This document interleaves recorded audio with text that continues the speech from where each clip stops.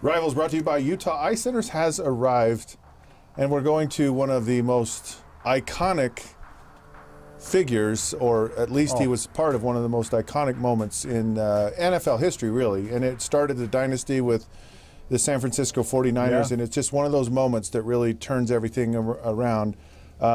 Unfortunately and very sadly, Dwight Clark passed away recently with a bout from ALS. And, really sad. One of my favorite players. Yeah. A great guy, and of course part of one of the most amazing moments and catches in NFL history. Great story about him. You just read about his personal life and how Bill Walsh found him as a player just out of nowhere, working out a quarterback, and just saw him there at the work. He was just catching balls for a guy, in a workout. Just amazing story. And you know what? I got to play against him his last year in the league.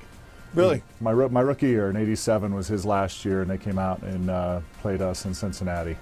And so it was a great, be able to see things like that brings back great memories. And what a privilege it was to catch some of these great players at the end of their career. It's always hard for me in these situations when someone of this stature and someone who's been a part of a significant part of NFL history and is a good guy, and is too young, and it's way too young. It's hard to see your heroes. It's hard to see these people that are good guys, and they have these things happen, and it kind of brings the nature kind of life. You see that ALS pop up more with former NFL players. Ricky Dixon, that played with me at Cincinnati, also has ALS, and you see that higher percentage come, and you got to think, is it from the all the head contact, and it just raises the percentages of it, and you see this tragedy of a life cut way too short. No question, for Dwight Clark. I mean, just one of the legends of the game. Yeah, and I remember watching this play when it actually happened, and the whole game. And at the time, I was a huge Cowboys fan, and so I was like, who are these 49ers, and who, because they kind of were this up and coming team, and this play, I think, even Everson Walls, he's like, I don't even think he expected it to happen. You look at it, and it's like, he's catching it at like the very top point of where you could actually catch the ball. I mean, if it's any higher, it's over, and this is a totally different outcome to a dynasty, to Dwight Clark's legacy, to the 49ers.